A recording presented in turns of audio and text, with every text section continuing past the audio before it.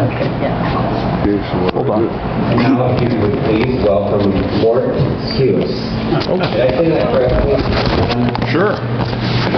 Whatever you want. And this goes where? You can just stick it into any pocket you have, and then I'll pick you up for the video. How's that? Okay.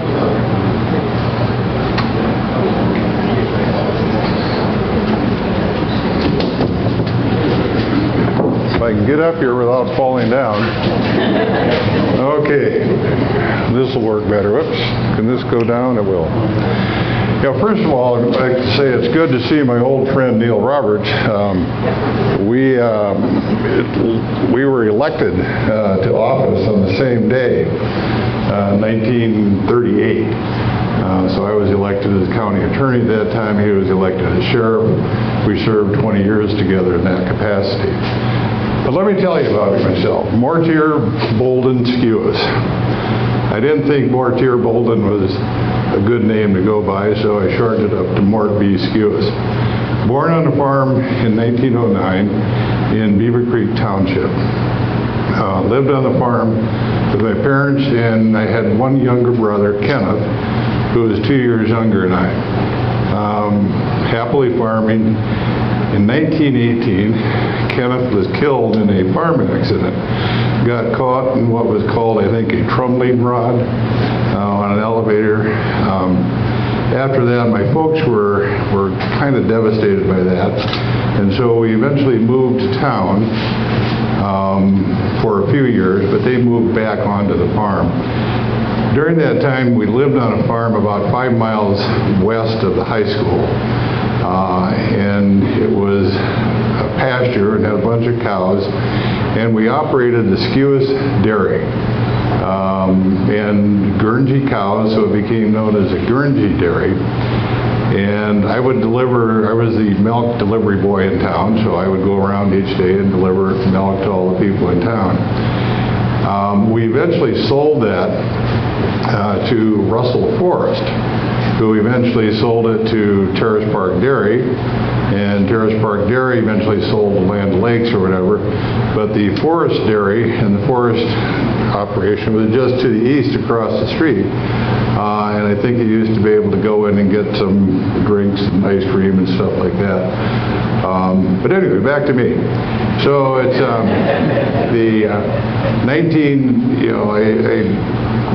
I went to grade school out in the country, and I was able to skip a couple grades because school was always relatively easy for me. So I graduated from high school at the age of 16 in 1926. The year before, and during the time I was in high school, I had some exposure to the business world because I worked at the Ash Creek State Bank. Yes, Ash Creek had a bank at that time. And George, and I forget his last name now, he had married my school teacher and got to know me, so hired me. I would take the Bonnie Doon down after school, go down there, I'd sweep the floor, dust the woodwork, enter the ledger, and enter the checks for the day. And that's where I began to think about business and things like that. Sometime in there I decided, well, maybe I should be a lawyer. You know, I didn't really know a lawyer, I didn't know much about the study of law, but I thought it sounded like a good thing to do. So anyway, I graduated in 1926 at age 16 and decided to go to the University of Minnesota. Now, I had never been to Minneapolis or St. Paul, nor I'm not sure my folks had ever been there. But Elmer Peatgrass, who was like, I think 2 years older than I was, and I had got to know him in high school, had been there. So Elmer took me on the train. We went up to Minnesota and got enrolled at the university and found a room and survived, well, eventually 7 years there. Tuition was pretty tight at that time. It was $20 a quarter, and then you had to pay $7.50 in other fees, but that included the Minnesota Daily, which was the school newspaper. My parents had told me that if I went to the university that I needed to make sure that I got involved in different activities. So I did. I was at I went to dances, did things like that. one of the best things I did was I became the student manager for the basketball team. And in March of 1928, I was elected as the manager, then served the next year traveling the Big Ten as with the basketball team, which was a unique experience. I got to go to places like Ohio State, Ann Arbor, Michigan, and to this day I still hate Michigan. I can tolerate Ohio State, but not Michigan. But at the end, the thing that was interesting about that, the thing that was most important to the players was having water. They wanted to make sure I had the right water bucket there, but I had to arrange to get the water there. I had to arrange the rooms. I had to do everything like that. The other thing I did once in college was we had a lot of train travel, so it was a Saturday, and I didn't really have anything else to do. The Gophers were playing football down in Iowa. So I thought, well, maybe I should go down to Iowa and go to the game. So I, off the train, went down to Iowa, got there and realized I didn't have a ticket, nor did I have any money for a ticket. But I looked around for a while, and I noticed there were some people, kind of a grounds crew, janitorial type thing, picking up trash, putting it in bags, and then kind of moving around. So I joined them, picked up a bunch of trash, and eventually found myself on the sideline for the Iowa-Minnesota football game. So you always had to be looking at ways to save a nickel. But in 1932, I completed my studies at the university, graduating with what was called an LLB at that time, which is now a JD. In July of 1932, I took the bar exam, which consisted of 4 days, 2 days of written exams and 2 days of oral exams. Passed those, and then I was faced with the prospect of work. Okay, this is 1932. Not a lot of jobs available at that time. If I recall, I think there was one guy in our class who actually had a job secured that would pay him enough to actually, pay for food, rent, and transportation. So I thought about it a bit, and I thought, well, the folks need a little help back at the farm, so I'll go back to Beaver Creek and help them out for a while and see what happens. So I went back to the farm in 1932, and I helped out on the farm. I would, do all the farming stuff, milk cows, plant corn, all that kind of stuff like that. I did do a couple of credit reports, because I did have a law degree at this time. I did do a couple of credit reports. I think I got paid $2 a month for those and $4 for another one. Finally, after a couple of years, I thought, it's time for me to open an office. So on July 1st, 1934, I opened the Skewes Law Office. Now, the Skewes Law Office at that time was a one-room office located above, it used to be the sewing basket now, but I think it's part of the Schumacher appliance field. You can go up the stairway between that and the building that is next to her, which is Schumacher's, used to be the swell shop. You go up a common stairway, you go to the left was my office, you go to the right was Doc Brown, who is a dentist. My office furniture consisted of a desk that I borrowed I think it was given to me by the Smith family from Smith, now it's what became Smith Furniture. And I didn't have anything else. I had a desk. I didn't have a phone because it cost $4 to get a phone. I didn't have light or heat because the city required a deposit for that. I think it was a $10 deposit for light and it was a $10 deposit for light and heat. But it wasn't a problem because nobody came in to see me anyway. I was, at that time I had secured work supervising seed loans. This is in the 30s, and through the local county extension they had some program where they loan money to farmers for seed. And I was supervising that, so I get $1 a day for that. So I'd go to work in the morning, living on the farm again, commuting in. I'd go to work, I'd go out, supervise, open the office, open the door, go out, supervise the seed loans, come back at 5 o'clock, close the door because nobody had been there.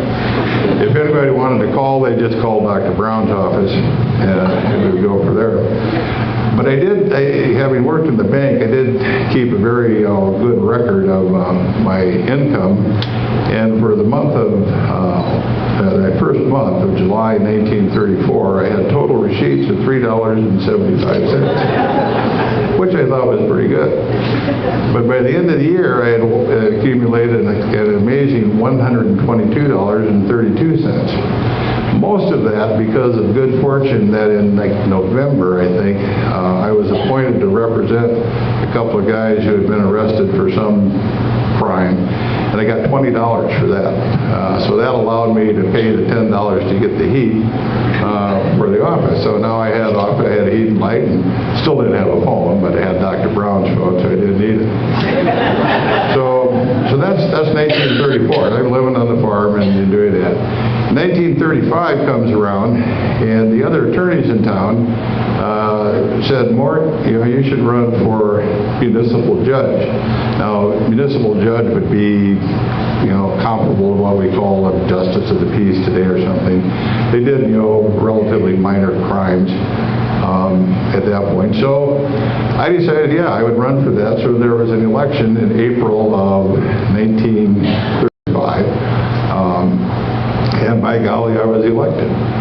But the one problem there was with that was that you had to be a resident of Laverne. I didn't have any money to pay rent, so I put a cot in my office and slept in my office so I would become a resident so I could serve as the municipal judge. But now, of course, things are gravy because I'm getting $50 a month as a municipal judge. So it's Fat Cat City. Rented an apartment at it's a house. It was Mary Arp owned the house at the time, and it was at the intersection of Crawford and Freeman. And I rented a room there for a while. 35 was kind of a big year for me because at the end of 1934, my good friend Elmer Peepgrass, who got me into the university, his wife Martha lined me up with a blind date, I guess, with a school teacher, Mildred Pettis, who was a home ec teacher up at the school. And we went to a Laverne Pipestone football game. It was our first date. And I kind of liked her, and she kind of liked me. And so at the end of 1935, being I was now a judge, judges should really be married, so we got married. And, a typical good tax planning strategy, we got married on December 30, so we had another deduction before the end of the year. But, and at that time, then we moved into an apartment with multiple rooms, so we were living pretty high. Things, keep going, pretty well at that time. 1938, I decided to run for county attorney. So I do, and by some, reason I win. Held that position for 20 years. Like I say, that's when Neil Roberts was also elected, so we got to spend 20 years working with Neil. And I can assure you, as he was telling you early, and Jesse was telling you earlier, the stories about people wanting to get arrested around Christmas time is true. They were people like to go to that jail. I do have one story just about the prior sheriff, and that was Kitterman. I think his wife was Frances Kitterman. And she was, a matron and ran her jail much the same way Jesse did. Was very particular about it. And I had sentenced a guy to serve several weeks or several months in jail. And I'd written the order up and sent him over to jail. And about 20 minutes later, the phone rings because I had a phone by this time. And it's Mrs. Kitterman says, "You got to change the order." And I said, "Well, why is that?" He said, "Because I let him go." I said, "What do you mean you let him go? I got an order that he's supposed to be in jail." And Mrs. Kitterman said, "He's dirty. He's got bed bugs. I'm not bringing bed bugs into my jail. You change the order and you let him go." So I did.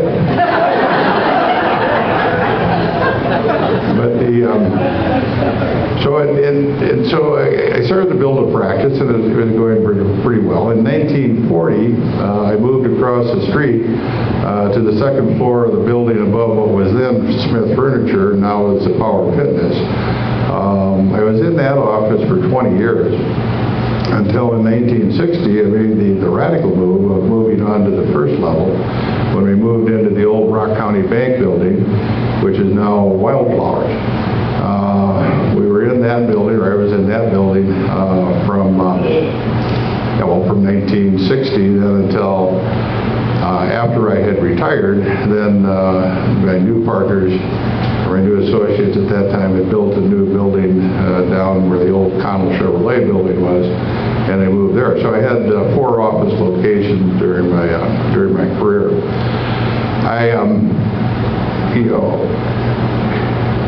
During the time I was an attorney, of course, you get the opportunity, I guess you would say, to serve on any number of boards.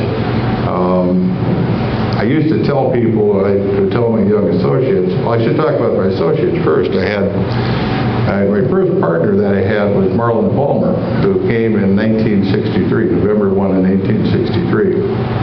A wonderful man. Enjoyed him and treated him like family.